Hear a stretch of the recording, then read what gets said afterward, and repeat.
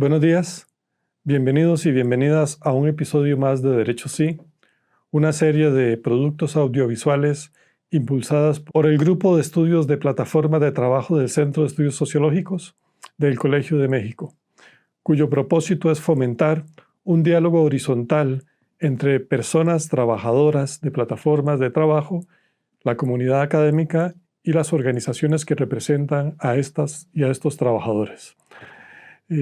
Estamos interesados en entender los profundos cambios que se están experimentando en el mundo del trabajo en la era digital. Mi nombre es Maynor Mora y me acompaña mi colega Rebeca de la Rosa. Ambos somos integrantes de este grupo de estudios.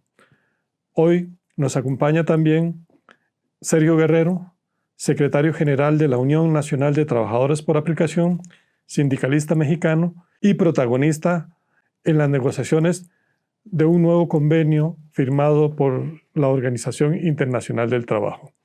Con él conversamos hoy sobre la promulgación del Convenio 193 sobre el trabajo decente de la economía de plataformas de la Organización Internacional del Trabajo, recientemente aprobado el 12 de junio del año en curso. Bienvenido, Sergio. Hola, muchas gracias por la invitación. Sergio, este hecho constituye un hito histórico en la regulación internacional del trabajo, pues por primera vez la comunidad internacional reconoció de manera explícita la necesidad de establecer estándares laborales para un sector que está caracterizado por la gestión algorítmica, la fragmentación del trabajo y la clasificación de las personas trabajadoras como contratistas independientes. Por lo tanto, con la adopción de este convenio a nivel internacional, las reglas del juego podrían cambiar. Lograr la firma de este convenio no fue fácil. Suponemos que conllevó un cabildeo de alta intensidad frente a estos gigantes tecnológicos y los grupos de lobby que se opusieron a esta promulgación. En tu experiencia, ¿cuál es la importancia a nivel internacional de este convenio y para quién debería ser relevante? Claro. Sí, este convenio es súper importante porque es el primer instrumento que es vinculante a los Estados miembros de la OIT. Entonces, es un instrumento internacional que primero va a establecer un marco para todos los países que no han transitado a la regulación, pero también para los que ya transitaron a regular, incluso corregir el camino, porque hay distintas regulaciones y me parece que es sano que haya como una forma de regular que este producto de todas estas negociaciones, este convenio 193, me parece que es suficientemente amplio, es de avanzada y también condensa, bueno, este diálogo social tripartito, pero también todas las experiencias regulatorias y las preocupaciones del grupo de trabajadores, ¿no? Porque luego puede ser que en los procesos regulatorios de los países haya, digamos, tal vez no sea pareja la cancha, incluso para los trabajadores, en la participación de estas regulaciones, ¿no? Pero con este marco internacional, me parece que los trabajadores están bastante bien cubiertos y tienen una buena oportunidad para avanzar a las regulaciones nacionales. Sergio, la OIT es un órgano tripartito que tiene representación de organizaciones de trabajadoras, de organizaciones de empleadoras y de los gobiernos. Nos imaginamos que promulgar un convenio de este tipo supuso arduas negociaciones entre las organizaciones representantes de los trabajadores, las patronales y los propios gobiernos. Es sabido que las organizaciones de plataformas se han opuesto a nivel internacional a diferentes proyectos de regulación en el ámbito nacional o incluso en ámbitos regionales como la Comunidad Europea. Pero también es sabido que estamos en un periodo de auge de gobiernos de derecha a nivel internacional cuya agenda laboral es muy conservadora. Nos imaginamos que entonces que avanzar hacia la firma de un convenio regulatorio del trabajo en plataformas a nivel internacional ha de haber sido un trabajo difícil de lograr. ¿Por qué no nos cuentas cómo se gesta una negociación de este tipo y cómo se lleva a buen término? Sí, fue muy difícil, incluso de un año al otro, porque este es el segundo año donde se realizaron estas negociaciones. Entonces, el primer año había una configuración, digamos, política de las fuerzas distinta, ¿no? Por ejemplo, en América Latina, el año pasado todavía en Chile gobernaba la izquierda, Argentina ya estaba del lado de la derecha, pero Chile, que es un país importante, que además tenía ya una regulación de plataformas, pues era una voz bastante importante, ¿no? Pero este año el avance de la derecha, al menos en América Latina, eso hacía que el grupo de países latinoamericanos fuera mucho más debilitado en una postura pro trabajadores. Pero eso obviamente no solamente es en América Latina, también pasó, como bien dices, a nivel global, aunque me parece que el bloque, digamos, que estaba muy a favor de las posturas de las empresas eran los países grandes, como incluso Estados Unidos, desde luego Argentina, Chile, estaba también la India. Eran fuertes y eran insistentes. Me parece que la mayoría, y existe una suerte de consenso internacional, de que era ya mejor regular y habría que hacerlo en los mejores términos para los trabajadores. Y me parece que eso ayudó a avanzar. Desde luego que igual no fue fácil. Muchos puntos se tardaron muchos días en discutirse, muchas horas, muchas sesiones, pero al final, y agotando hasta las últimas instancias el diálogo social, salimos con este convenio, que es una redacción, decían por ahí, con la que nadie está contento, lo cual puede ser bueno, porque ni completamente los trabajadores, ni completamente los empleadores, incluso ni completamente los estados, pero creo que es bastante bueno respecto a lo que se tenía antes, que era nada. Entonces, eso me pareció bastante interesante de este proceso de negociaciones. Y Sergio, cuando hablamos sobre cómo se involucraron las empresas en esta negociación, y pues sabemos que siempre han insistido en denominar a las personas trabajadoras como socios o hasta microempresarios, ¿no? Y bueno, ¿qué determina este convenio al respecto? Y cómo la zanja de la OIT en esta histórica discute si este es o no un trabajo real. Sí, algo súper positivo es que, bueno, puede ser un arma de doble filo, porque en realidad el convenio no establece una clasificación obligatoria para los países. Les da esa posibilidad de que los países clasifiquen. Sin embargo, sí establece que los criterios más importantes para clasificar sea la primacía de la realidad. Entonces, eso es importante porque como dicen los trabajadores, como dicen muchos artículos, como dice la academia, pues basándonos en los hechos, los trabajadores de plataformas son trabajadores subordinados. Entonces, basándonos en estos criterios, y si los estados lo ven, digamos, factible, ellos pueden clasificar de esta forma. De todas formas, hay otros derechos de los que seguramente vamos a hablar más adelante, que dicen que no deben depender de la clasificación. Es decir, como un buen ingreso, como acceso a la seguridad social, que no importa cómo estén clasificados los trabajadores en estos países, tienen que avanzarse estos derechos a todos. Entonces eso es importante, justamente también en el marco de cómo está la Ley Federal del Trabajo en México, cómo quedó para el tema de plataformas digitales, la clasificación es importante. Considerando que estamos frente a un convenio recientemente aprobado, prácticamente sí, a días de haberse aprobado, y que las posibilidades del público en general de haber accedido a este documento y familiarizarse con él es muy baja aún, ¿cuál dirías tú que es el núcleo duro, el núcleo principal de este convenio que toda persona debe tener en mente cuando oye hablar del mismo? Me parece que justamente este punto que acabamos de tocar, la clasificación, porque que un convenio internacional establezca que la clasificación que van a hacer los estados tiene que basarse en la primacía de la realidad, eso desde luego supone a priori pues una victoria para los que todo el tiempo hemos dicho somos trabajadores, merecemos acceso a derechos. Me parece que también abordar el tema de algoritmos y el tema de decisiones automatizadas, sistemas automatizados de toma de decisiones, también eso es nuevo en los convenios de la OIT.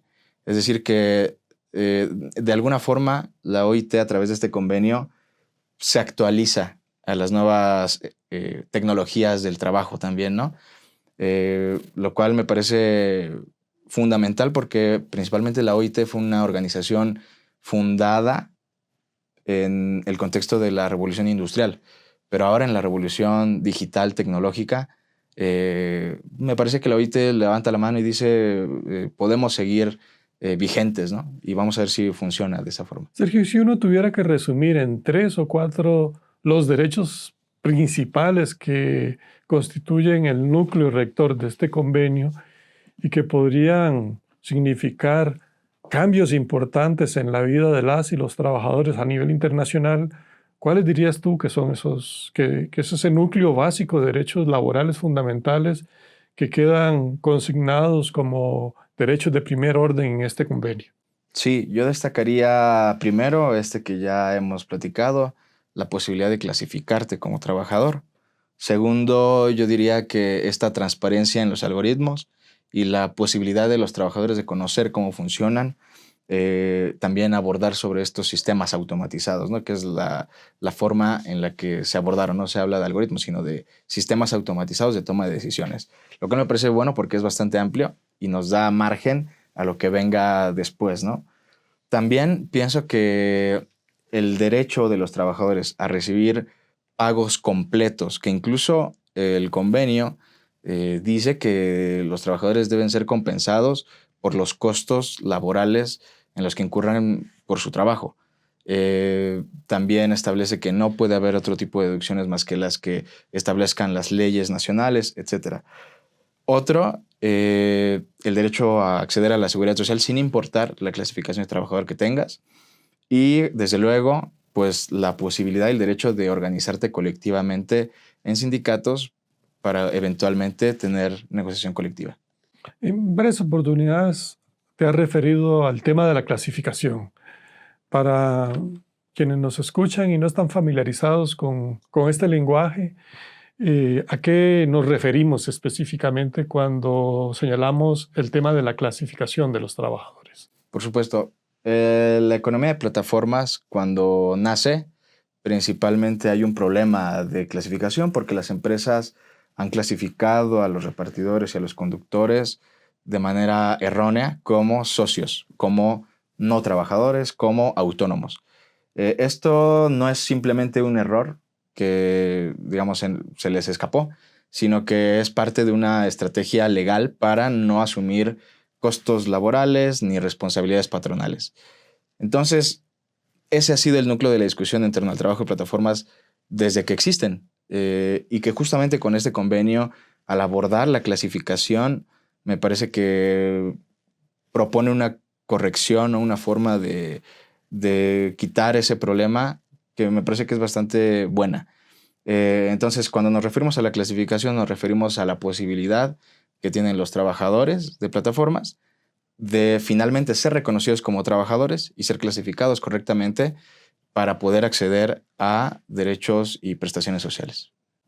Y bueno, y retomando el tema de los derechos, sobre los sistemas automatizados y la operación algorítmica, pues consideramos que uno de los pilares más revolucionarios del convenio es precisamente que espera una regulación de los algoritmos. Y bueno, en estas mesas de debate, ¿cómo defendieron estas corporaciones tecnológicas la propiedad intelectual? Sabiendo que ese ha sido su argumento hasta ahora para no dar apertura a hacer una revisión de la gestión algorítmica. Entonces, frente a esta exigencia, ¿cómo lo manejaron? Sí, bueno, justo las empresas y los grupos de empleadores defendían el derecho que tienen de cuidar su propiedad intelectual como secreto industrial, porque además es cierto que en la competencia entre plataformas, en el mercado gana la que tenga el mejor algoritmo, el que tenga el algoritmo más eficiente, el que les reduzca más costos, ¿no? Sin embargo, en torno a lo laboral, lo que decíamos es no necesariamente estamos exigiendo acceso al código fuente ni a nada de esto. Lo que se está pidiendo es que haya transparencia sobre cómo evalúas a los trabajadores, qué criterios utilizas para asignar las tareas, qué criterios utilizas para calcular la tarifa que le vas a pagar al trabajador, cuáles son las reglas del juego que le favorece a un trabajador, que le va a afectar, qué tipo de decisiones toma el trabajador que le afectan en su ranking o en su puntuación o en su propio desempeño del trabajo. Entonces, así fue como quedó esta transparencia en términos de la posibilidad de los trabajadores de conocer, pero también la obligación de las empresas de dar a conocer, ¿no? De informar a los trabajadores cómo es que funciona esto. Entonces, es muy parecido a lo que establece la ley, pero me parece que tiene más dientes. Sergio, entramos un poquito en detalle en ese tema, porque es muy probable que la mayoría de las personas que nos escuchan, que nos están viendo, no tengamos una definición o una idea precisa de qué es esto de la gestión algorítmica o los sistemas tecnológicos que gestionan el trabajo en plataformas digitales de trabajo. ¿Por qué no nos explicas por qué este es un tema crucial y relevante para las y los trabajadores de plataformas digitales de trabajo? Y déjame además plantearte una segunda inquietud sobre el particular. ¿Este convenio se restringe solo a los trabajadores y las trabajadoras de plataformas que todos conocemos que están en la vía pública, ya sea repartidores o choferes, o es más amplio? Sí, voy a empezar con esta última, porque en realidad no establece esta especificidad en la definición de trabajador, sino que es bastante amplia como para incluir cualquier persona que se emplee o que el patrón emplee este tipo de tecnologías.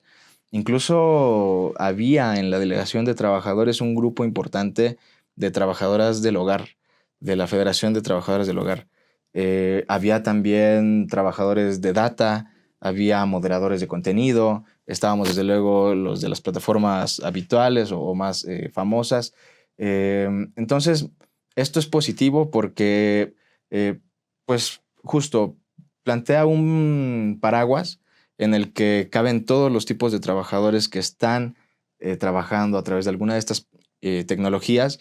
Y justamente por eso es importante que se aborde el algoritmo, porque esto bueno, es algo novedoso de alguna forma, aunque ya no tanto, ya más de 10 años desde que existen este tipo de tecnologías, pero en torno a la toma de decisiones respecto al trabajo, pues cada vez más se ha expandido, ¿no? A cada vez más oficios, cada vez más países, cada vez más trabajadores y personas están dentro de estas tecnologías digitales, incluso, digo, saliéndome un poco de lo laboral, pero todos a través de nuestros dispositivos personales ya estamos en eso, ¿no? Entonces, que se aborden este tipo de cosas, por eso es tan importante que se den pasos hacia regular los algoritmos y este tipo de tecnologías. Desde luego no se ha acabado, es apenas el inicio, porque también creo que nuestro entendimiento sobre estas tecnologías empieza y la forma en la que hay que regularlas, ¿no? Pero te diré eso, ¿no? El abanico es bastante amplio y también la importancia de regularlo es por esta situación. Sergio, entendemos que el convenio prohíbe de manera tajante los despidos y suspensiones decididos al 100% por alguna inteligencia artificial, pero tenemos curiosidad de saber si hubo testimonios en la negociación de personas trabajadoras para exigir que no se llevaran a cabo de esta manera. Sí, y fue bastante, voy a decirlo como muy importante, incluso personalmente, y para los trabajadores de plataformas de a pie que estábamos ahí, porque la vocería del grupo de trabajadores o el buró, digamos, de negociación, el comité, desde luego que tenían ya muchas rondas previas a la conferencia, pues consultándonos, preguntándonos, incluso también informándonos cómo iban a hacer esas negociaciones. Y también se nota que ellos bebieron mucho de nuestras experiencias. Incluso en momentos muy particulares recuerdo a la vocera Amanda específicamente contar experiencias de trabajadores de plataformas, ¿no? Sobre trabajadores desconectados, sin ningún tipo de explicación, sobre trabajadores que justo tal vez habían recibido un maltrato del cliente y al siguiente momento estaban desconectados y este tipo de historias estaban presentes ahí. Eso me parece que ayudó un poco a suavizar algunas posturas en la sala y sí, definitivamente son muy importantes estas experiencias. Sergio, en el convenio hay una cláusula que como todas es muy relevante, pero déjame enfatizar esta, que alude a la necesidad de establecer procesos de reconocimiento para para la libre organización de los trabajadores y para la firma de convenios colectivos. Porque este es un tema importante cuando hablamos de plataformas digitales de trabajo. Y porque hago la pregunta, porque en muchos países, no solo en México, también en Brasil, en Argentina, en Perú, en Colombia, hay una corriente de trabajadores de plataformas que no logra, que se organiza no a través de modelos clásicos de organización sindical, sino modelos alternativos que no demandan negociación colectiva. Entonces, ¿por qué la inclusión de este elemento es fundamental en este tipo de convenios? ¿Y qué implicación tiene para las organizaciones de trabajadores de este campo? Es cierto, es muy importante este punto porque hay muchos grupos de trabajadores en un montón de países donde se están organizando. Como bien dices, tal vez no todos aspiran a conformar un sindicato desde el punto de vista tradicional. También pienso que eventualmente se darán cuenta muchos grupos que la negociación colectiva es una herramienta importantísima a la que hay que acceder, pero la cosa es esa, que no se había podido acceder a este tipo de herramientas como la negociación o como el simple hecho de poder tener un sindicato, formar un sindicato legalmente reconocido, que nos permita avanzar en los derechos, ¿no? Porque el convenio 193 es un piso y en este proceso de ratificaciones y adaptaciones de las leyes nacionales, ojalá se gane un poco más, pero el convenio es el piso. ¿Y cómo se gana un poco más o mucho más? Es justamente a través de las organizaciones sindicales. Entonces, reconocer el derecho de afiliarte a un sindicato o organizar un sindicato, porque están ambos modelos, ¿no? Hay muchas centrales sindicales nacionales en muchos países que están interesados en organizar trabajadores de plataformas, de afiliarlos a las centrales, de que participen y de que haya negociación. Pero tal vez no existía como posibilidad para muchos hasta ahora que ya se reconoce ese derecho. Entonces, sí, pienso que no podía faltar este derecho así explícitamente para que nosotros podamos organizarnos. Y respecto a eso, ¿nos podrías contar cómo fue de manera personal tu experiencia con las organizaciones de personas trabajadoras que entiendo había desde todo el mundo y también, como ya mencionaste, no nada más eran de organizaciones de conductores o repartidores, ¿no? Sino que había realmente como un ambiente pues también muy esperanzador en lo laboral? Sí. ¿Y cómo se fue gestando con los días? Porque además fueron bastantes días, ¿no? Sí, fueron jornadas larguísimas.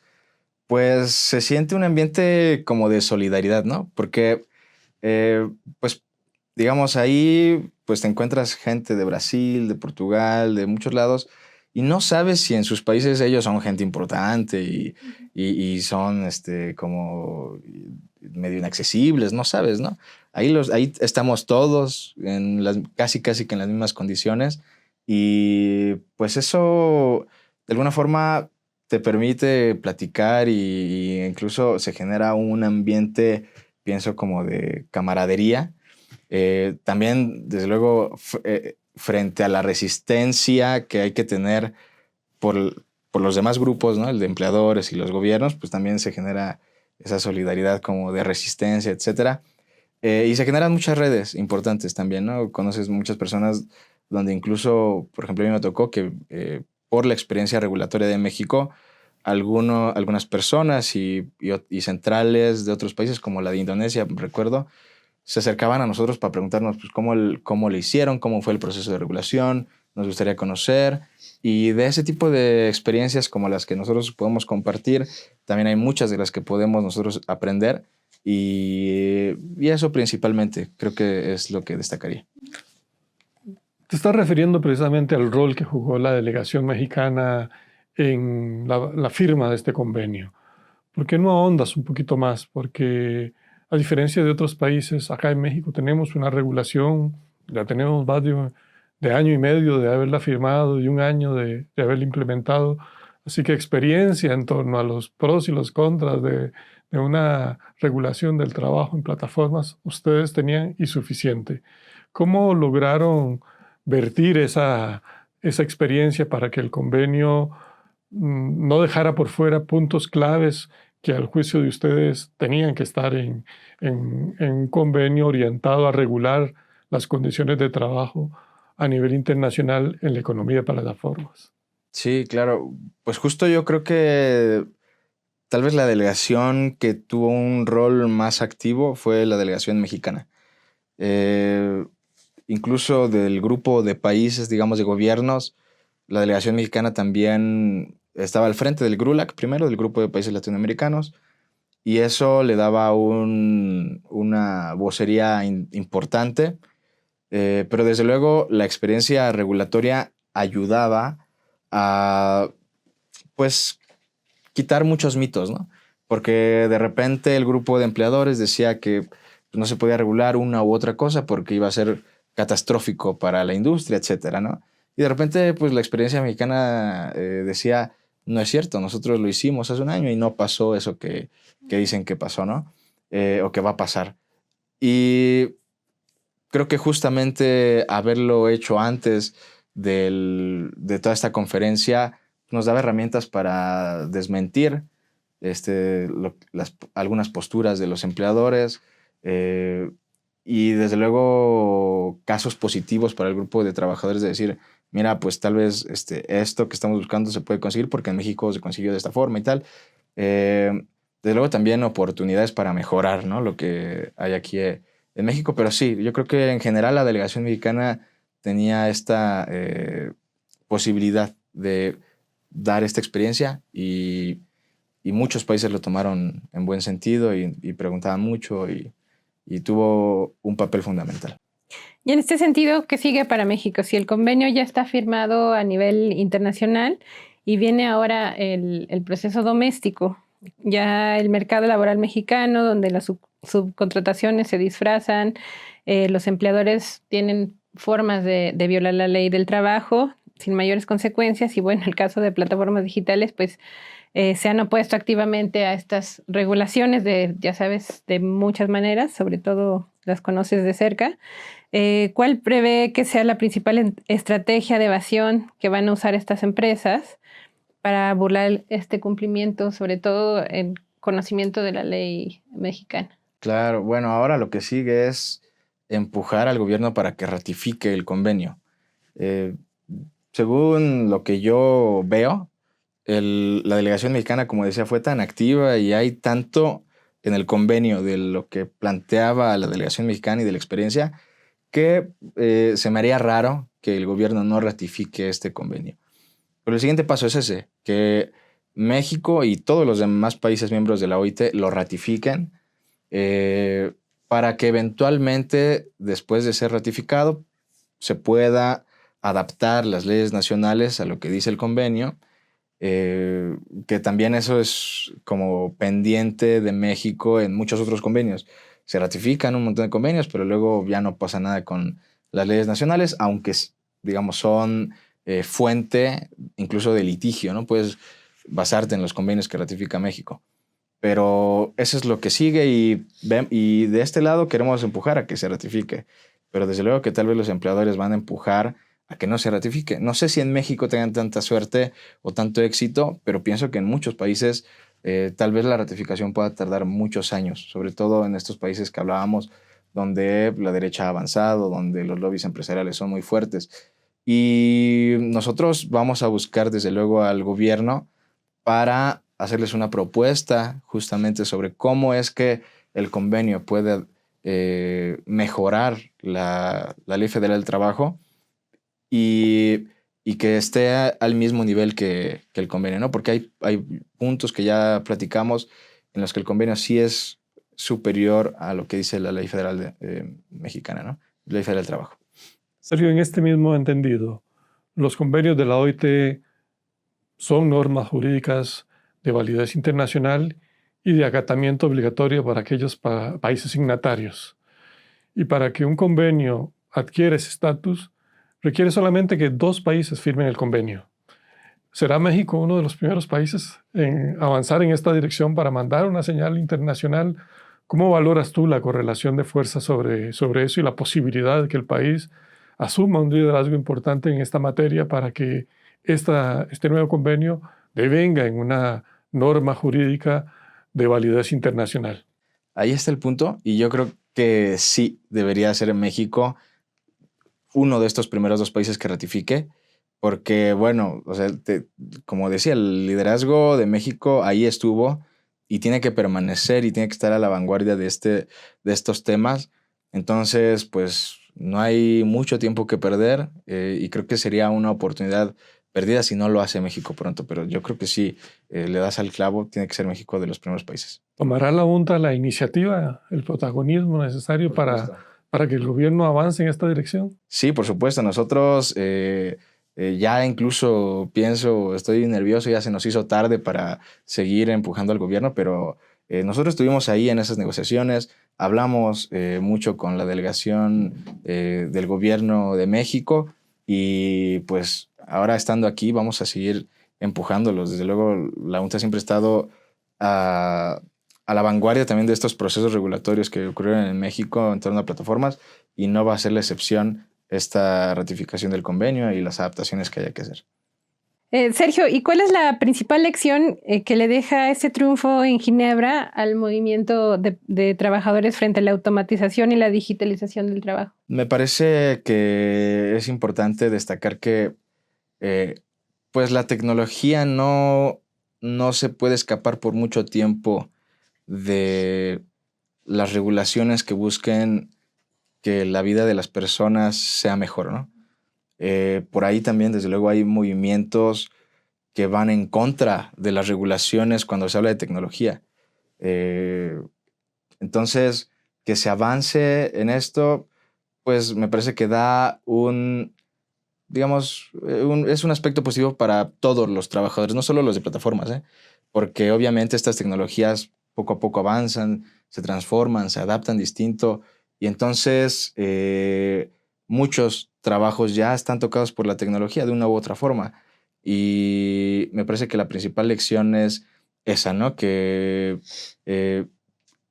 todo el activismo que se ha hecho en torno al trabajo de plataformas digitales, y lo decíamos desde antes que ocurriera estas conferencias y este convenio, lo que hacemos en torno al trabajo de plataformas digitales, estos trabajadores del volante, repartidores, etcétera, pues eran la punta de lanza para abrir un tema de regulación distinto, nuevo, y es de las nuevas tecnologías.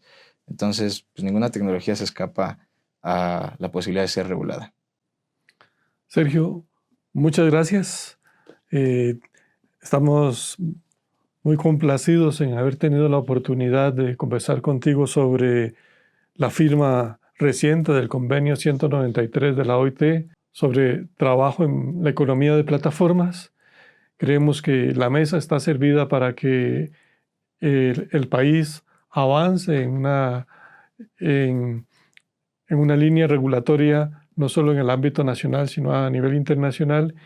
Y te agradecemos sinceramente que hayas sacado el tiempo para ayudarnos a entender el valor histórico de este convenio, así como los puntos claves del mismo. No sé si quieras agregar algo. No, igual agradecerles la invitación a este programa y esta serie de entrevistas que han hecho, pues nos ayudan mucho en este proceso en el que hemos sensibilizado a las autoridades, pero también a otros trabajadores de plataformas. Y me parece que lo que está haciendo el Colmex va a tener muy buenos resultados, incluso en términos de buscar seguir avanzando en los derechos nuestros, ¿no? Entonces, nada más que agradecerles todo este esfuerzo y que aquí seguimos.